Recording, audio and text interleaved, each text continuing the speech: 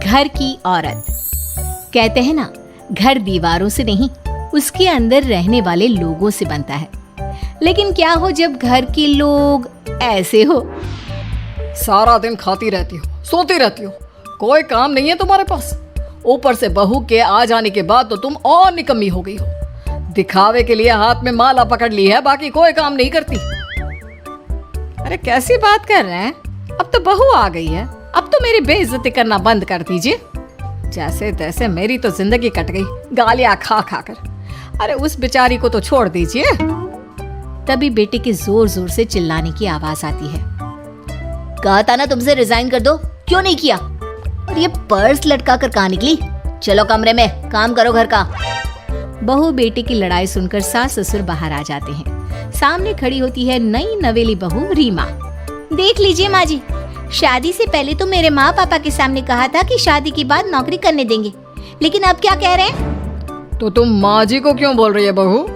तब उसका मन रहा होगा, अब नहीं है। पर पिताजी, उसके मन से मेरा करियर तो नहीं चल सकता ना। ससुर को बहू की बात पर गुस्सा आ जाता है। वो बेटी की तरफ देखता है। पापा से जबान लड़ाती है, रुक। ये बोलकर वो पत्नी को खींचकर कमरे में ले जाता है और बंद कर देता है। ये सब देखकर सास दुखी हो जाती है। पति के जाने के बाद सास बेटी से कहती है, देख बेटा, अब जमाना कुछ और है। तेरे पिता ने घर में औरतों की कद्र नहीं की, लेकिन तू ऐसा ना बन। शहर की समझदार पढ़ी लिखी लड़की से शादी की है तूने, उसका ख्याल रखा कर, तमीज से पेश आया कर। जा, बहू को कमरे से बाहर ले आ। लेकिन बेटा नहीं मानता और बहू कमरे में सारा दिन बंद रहती है। शाम को बेटा बाहर जाता है कि सास चाय और बिस्कुट लेकर बहू के कमरे में जाती है। बहू बेटा ये ले, चाय पी ले। रो रो कर कैसी शक्ल बना ली है बेटा। माँ जी, ये कैसे लोग हैं? आप कैसे मैनेज कर रही हैं? ऐसे थोड़ी ना होता है माँ जी। घर की औरतों को तो पिताजी और ये इंसान समझते ही नहीं। क्या करूं बेटा, मैंने तो जैसे तैसे सह लिया, लेकिन तू ना सहना। दोनों बात कर ही रहे थे कि ससुर आ जाते हैं। अच्छा, तो अब बहू को भड़का रही हो? बहुत दिन हो गए मार खाए, अब क्या बहू के सामने खाओगे? जाओ यहाँ से, और जरूरत नहीं है ज्यादा इस लड़की को सर पर चढ़ाने की, समझी? बहू को ससुर की बात पर गुस्सा आ जाता है, लेकिन वो कुछ नहीं कहती। आए दिन बहू देखती है कि कैसे उसकी सास और उसके साथ उसका ससुर और पति गंदा व्यवहार करते हैं। फिर एक दिन, ये क्या बनाया है? खाना बनाना नहीं आता क्या? ये बोलकर वो खाने की भरी सारी थाली फेंक देता है। अरे बेटा कोई बात नहीं, शांत हो जा, मैं अभी बाहर से कुछ मंगवा देता हूँ। हाँ पापा, ऑर्डर करिए। ऐसे खाने से तो पेट भरने से रहा। वैसे खाना तुमको बनाना आता नहीं और बाहर जाकर नौकरी करना चाहती हो। अरे तुम जैसे को तो पूछते भी नहीं है बाहर। बहू को पति की बात पर गुस्सा आता है, तभी सास बोल पड़ती है। तेरे से ज्यादा पढ़ी लिखी है, वो तो तूने इसे कहा था कि तू नौकरी करने देगा तो तुझसे शादी कर ली, वरना ना ही करवाते इसके माँ बाप तुझसे शादी इसकी। और कमाती भी ये तेरे जितना ही है बेटा। बहू हैरान रह जाती है कि जो सास खुद के लिए एक बार भी खड़ी नहीं हुई, वो उसके लिए बेटे को भी भला बुरा सुना रही है। उसकी नजर में सास की इज्जत और बढ़ जाती है। वो सास को देखकर ये सब सोच ही रही थी कि उसके कान में एक जोर से चांटे की आवाज आती है। किसको मार पड़ी? वो देख ही रही होती है कि उसकी नजर जमीन पर बैठी सास पर पड़ती है। अभी तो धीरे से मारा, फिर जुबान खोली ना तो ऐसा मारूंगा कि कान के पर्दे फट जाएंगे। सास रो रही थी। बेटा और पति वहां से चले जाते हैं। पिताजी अच्छा किया माँ को जोर का चांटा लगाकर। आगे से जबान खोलने से पहले 4 बार सोचेंगी। बड़ी आई। दोनों हंसते हुए वहां से निकल जाते हैं। बहू सास को उठाती है और पानी देती है। मैंने ये दिन रोज देखे हैं बहू, लेकिन तू नहीं सहना। तू अपना जीवन अपने अनुसार जीना। शादी के वक्त मैंने तेरी माँ से बात करने की कोशिश की थी, उन्हें बताया था, लेकिन वो नहीं मानी। बहू सास को पकड़कर रोने लगती है। वो इसलिए नहीं मानी क्योंकि वो मेरी सगी माँ नहीं है। माँ जी, जिस तरह से आप मेरे लिए खड़ी हुई है ना, मेरी माँ भी नहीं हुई। बेटा मैं तेरा भला चाहती हूँ। तू नौकरी इस घर में रहकर तो नहीं कर पाएगी, एक काम कर, इस घर से चली जा, पैसे कमा और खुश रह। माँ जी, हो सकता है कल तक मैं आपके इस फैसले को मान जाती, लेकिन आज नहीं। माँ जी, आप यहाँ इस नर्क को झेले और मैं आपको छोड़कर चली जाऊं? नहीं, कभी नहीं। अगले रोज, सुनिए, वो क्या है ना, मुझे कुछ कपड़े और गहनों की जरूरत है, तो जरा पैसे दीजिए ना। अब आप घर के मर्द हो तो पैसे तो आपसे ही मांगूंगे ना। बुरा तो नहीं लग रहा ना आपको? नहीं नहीं, बुरा क्यों लगेगा। ये लो कार्ड, कर लेना शॉपिंग। अगले रोज, बिजली का बिल आया है 10,000 का, भर दीजिएगा।